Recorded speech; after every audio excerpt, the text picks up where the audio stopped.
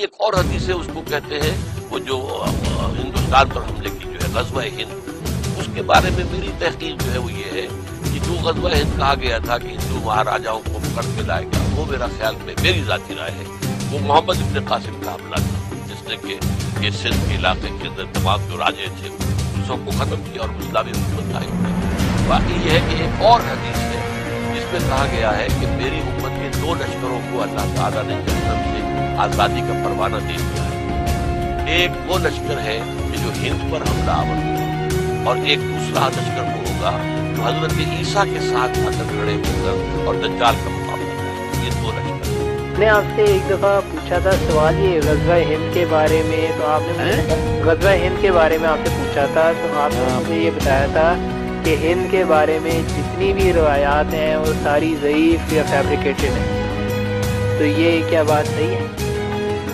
تو ایسا ہی ملا جلا کر کیا نکال لیتے ہیں کہ کوئی جان ہے علم میں۔ غزوہ ہند جو ہے کہ ہندوستان پر اب بھی چڑھائی کرنی ہے، پھر قیامت تک کرتی رہنا، یہ تو اس کا مفہوم نہیں نا، مفہوم بھی بدل دیا انہوں نے۔ وہ تو پہلی جنگ جو مسلمان آئے ہندوستان پر چڑھائی کر کے، صحابہ کرام کے بعد تابعین اور ان کے ساتھی، ان کی بات تھی۔ اچھا، تو وہ آپ نے مجھے یعنی کہا تھا کہ ہند کی فضیلت میں تمام حدیثیں ضعیف ہیں۔ ہند کی فضیلت میں تو ساری ضعیف ہی ہے، اس کے موضوع ہی ہوں گی، وہ غزوہ ہند کی بات ہے۔ اچھا، غزوہ ہند ٹھیک ہے، غزوہ ہند کی بات، فضیلت کی تو ساری چلتی ہے۔ ٹھیک ہے۔ اور جو ہندوستان کی فضیلت جو ہے نا، لوگوں نے تو کتابیں لکھ دی کہ آدم علیہ السلام بھی یہاں اترے، یہ ہوا وہ ہوا، سب جعلی ہے۔ صحیح، تو یہ غزوہ ہند کی کیا حدیث شریف ہے اور اس کی کیا تشریح؟ غزوہ ہند کی حدیث شریف یہ ہے، حضرت ابو ہریرہ رضی اللہ عنہ فرماتے ہیں اللہ کے رسول علیہ السلام نے فرمایا کہ میری امت کے 2 گروہ جو ہیں نا، ان کو اللہ تعالیٰ نے دوزخ سے محفوظ کر دیا۔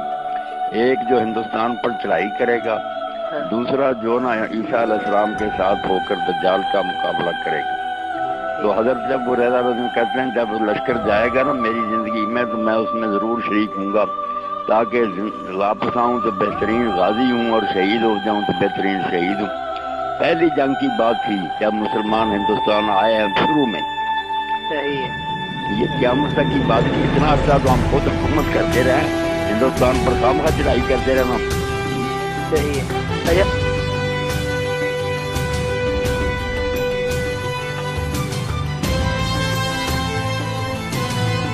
A matter of very great importance in Pakistan, and there are many in Pakistan who are going to be listening to this session. Ghazwa is a war in which the Prophet ﷺ participated. Ghazwa. Otherwise, war is harb. For some reason which I cannot explain, there is this tendency to use the word ghazwa for a war which will take place in Akhiru Zaman against a Hind. Hind is that entire area which today comprises India, Pakistan, Bangladesh, that is Hind. And there are ahadith, and I am not in a position to assess the authenticity of these ahadith. No.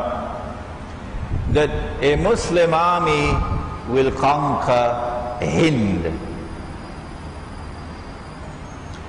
A Muslim army fighting in Akhirul Zaman will have to be an army of mujahideen.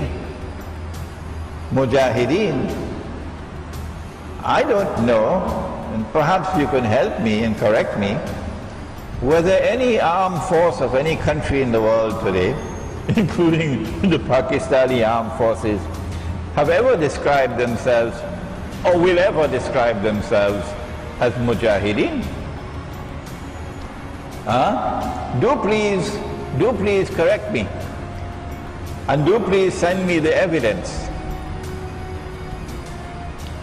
that the head of the armed forces of Pakistan ever described his soldiers as mujahideen engaged in jihad.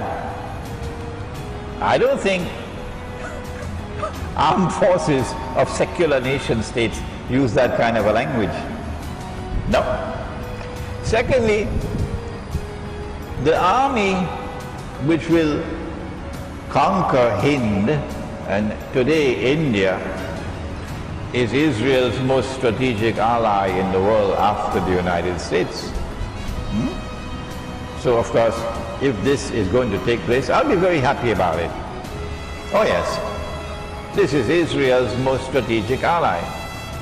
And if a Muslim army is going to conquer Hind, it'll have to be an army that is also opposed to Israel. Is the Pakistan armed forces like that? Correct me if I'm wrong, but since 9/11, it's almost 10 years now since 9/11. Since 9/11, the Zionist movement, the Judeo-Christian Zionist movement, which today controls the government of the United States and controls Britain and controls NATO, launched what they call the War on Terror. And you and I know that the war on terror was actually war on Islam. The only people who don't know that are the governments and the people who control newspapers and television. But the rest of us know that war on terror was war on Islam. And correct me if I'm wrong, I believe that the Pakistan armed forces have actively supported the American war on terror for the last 10 years and have received handsome rewards in US dollars for that. Is this the armed force that is going to conquer India? I don't think people with even 5 rupees worth of intelligence would accept such a proposition. It is not my intention to be disrespectful at all to the soldiers, to the men in the armed forces of Pakistan. I'm sure that I probably have lots of fans amongst the armed forces in Pakistan. Those, however, who command strategic decision-making in the Pakistan armed forces and who control strategic decision-making in the government have for the longest while remained on the side of the Zionist movement. And so I say you have to be actually living in Disneyland to believe that the Pakistan armed forces are going to be the force that is going to conquer India. Excuse me for my language, Pakistani people, but that's nonsense.